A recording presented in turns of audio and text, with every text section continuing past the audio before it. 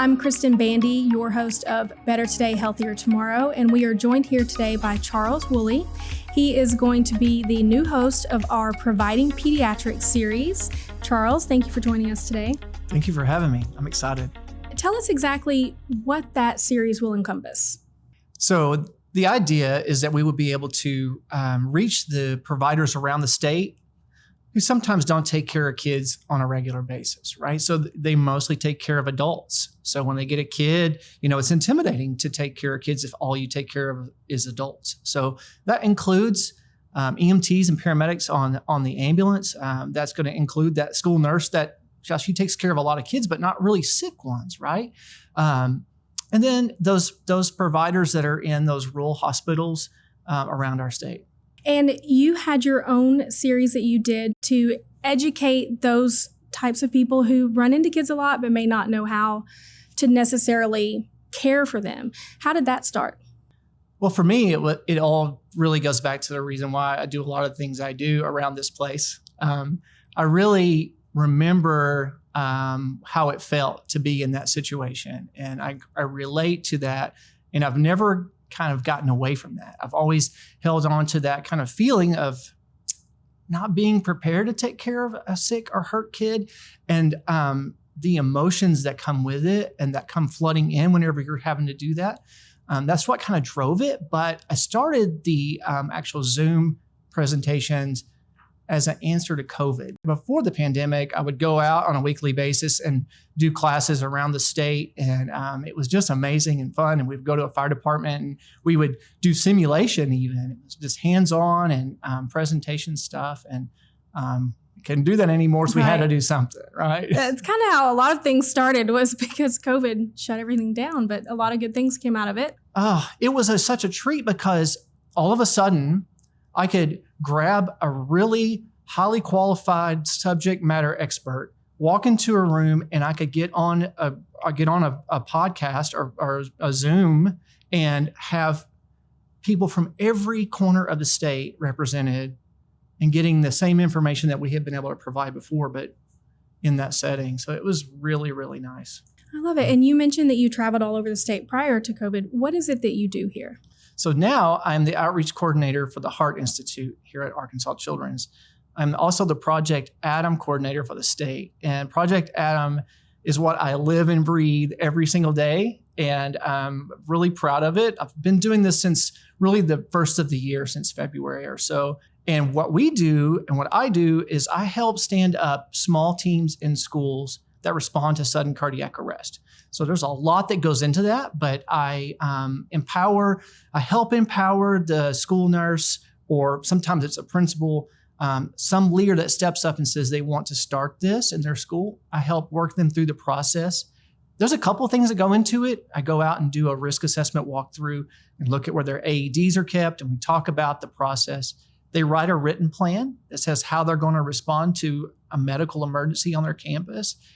And then they run practice drills. And then I go back with my mannequin on a given day and put him in the floor, and they save the mannequin, and they really do. They show up and do amazing work. We work with the fire department and the EMS service. We actually make a 911 call. The whole thing gets done all the way from point A all the way through to point Z. And it's a really neat way to spread preparedness. That's amazing. As I get older and become an adult, I realize how important training like that is in schools, that these things do happen and somebody needs to be able to help. Absolutely. Somebody other than me. I'm not so great in an emergency. We hear this exact same thing from so many people. So can you imagine being a teacher who never? No. So many reasons, no. But can you imagine being a teacher that said, hey, I have a calling to teach, and you're asking me to be on a medical team? Yeah. That doesn't always work out so well. But a lot of them still say, you know what? It's the right thing to do for the kids. So I'm going to step up and I'm going to learn how to do CPR. We don't have to have everybody be a CPR provider on that team. There's so many roles on that team. You really need somebody that's going to call and be the communications person. You're going to need somebody to meet the ambulance out front and bring them in, because a campus is intimidating. It's huge and you can get lost. Oh, absolutely. And if I know anything about teachers, they're pretty selfless. So I'm not surprised that so many of them step up for this. I am trained on a lot of things, stop the bleed and CPR, but I am terrified to ever have to put that training to use. So it's great that other people are able to be trained for that. Tell me, since beginning your journey on Zoom during COVID, what has been something that stands out that came out of it? What was the best thing that came out of these chats and talks? There has been so many. It seems like we get started and it's kind of like, oh, this is kind of rough getting started. But once we get into it and we realize that we're getting feedback from the audience that says, hey, that was good. We really needed that. And so we've heard so many people either through emails or through phone calls or letting us know that, hey, we really appreciate you guys putting out this support. And I think feeling like we were doing our duty to support these people, the providers out there in the community that are taking care of the kids that we're going to eventually have to take care of if they're hurt or if they're sick. That was really rewarding for me. That's kind of my purpose. I love it. One of the common themes when we talk to various providers here at Arkansas Children's is that it is so different caring for pediatric patients versus adult patients. Their bodies are different. The way they talk to you is different. Everything is different. So to do this and to put this out there, I think is an incredible benefit for the community. Yeah, it's huge. There's a fear. There's an absolute fear for taking care of kids. It's just exactly what you said, but there's a whole lot more that goes into that.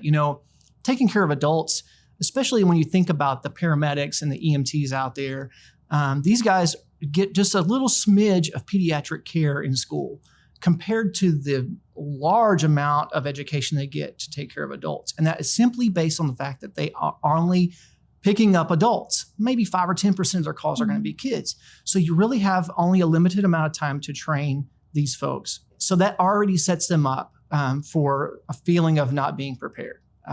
So when they get there, they're like, did I really learn this? Or is this something that I'm thinking in my head, right? Not to discount a 76-year-old female patient that's having chest pain, not to discount her future, but a 3-year-old in respiratory distress or respiratory failure, totally different things. The level of anxiety goes through the roof, right? Because you don't want to mess that up. There are so many subject matter experts that are here right now on this campus that can provide that level of education and that level of support to give that provider out there in the community the confidence they need to go forward and to take care of kids.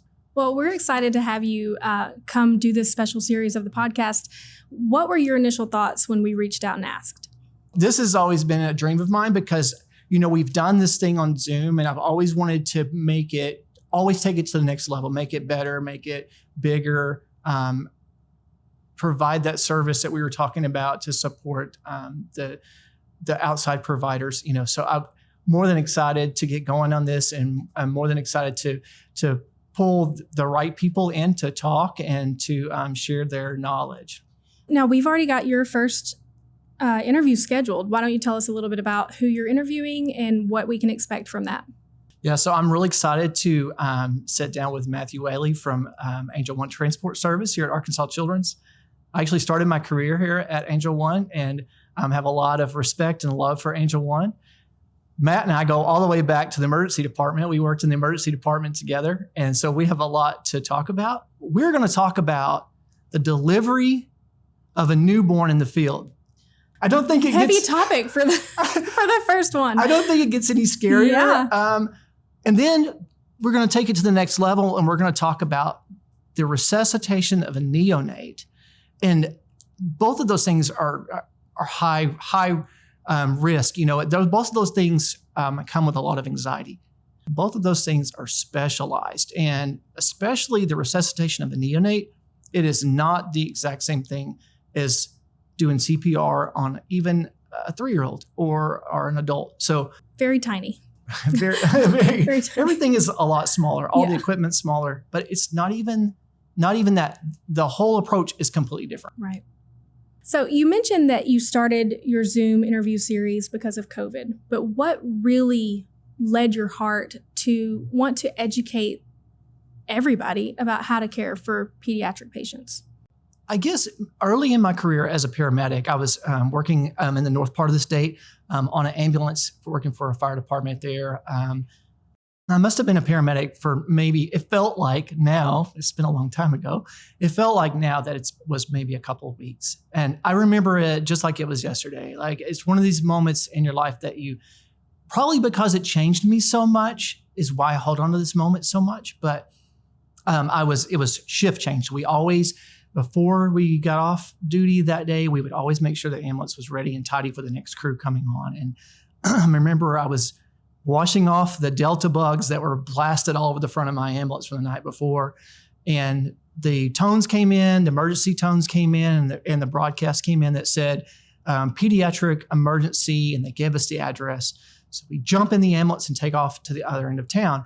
And it was just that from dispatch, just pediatric emergency. That was it. That's all they told us, right? And so we're running across town, lights and sirens going, and I'm thinking, oh, well, it's just a pediatric emergency. I was a brand new guy. I didn't really know what I was doing. So we get to an apartment complex, and I see a mom running out of an apartment complex carrying a lifeless baby. And it was that obvious to me by the way that she was carrying this child.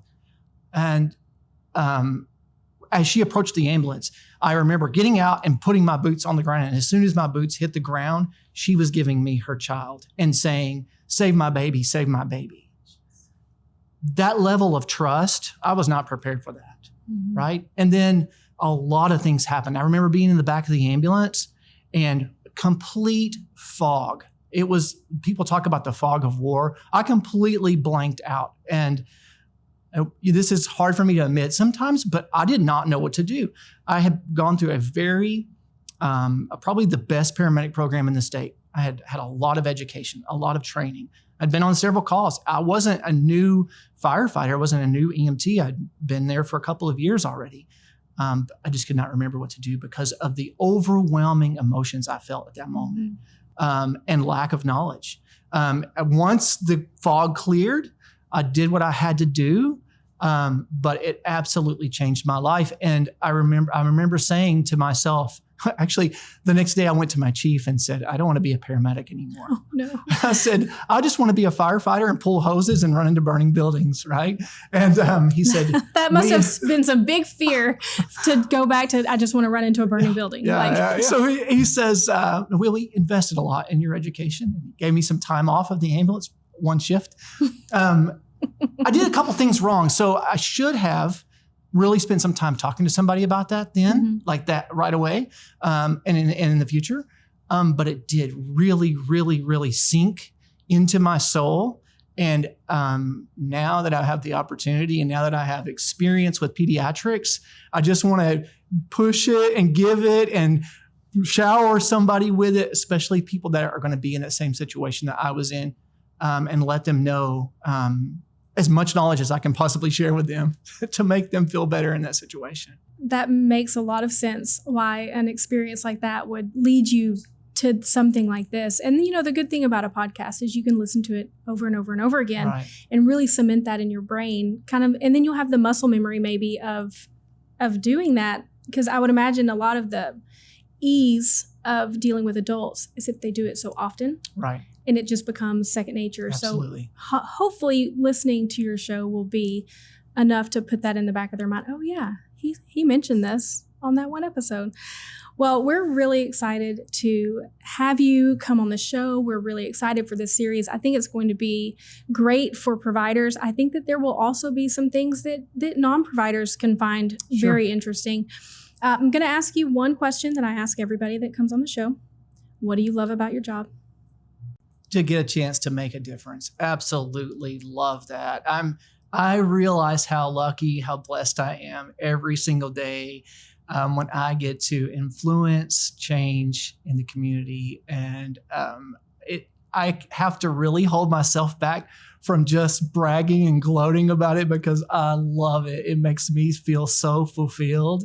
And it's just been such a treat to be in the role that I'm in, have the support I have from the people I answer to, and the support of this facility and this system to go out in the community and make a difference. I absolutely love what I do. You can tell. I mean, it just seeps out of you. It really does. We're really looking forward to having you host our new series, Providing Pediatrics. And thank you for joining us on the Better Today, Healthier Tomorrow Arkansas Children's Podcast. Have a great day.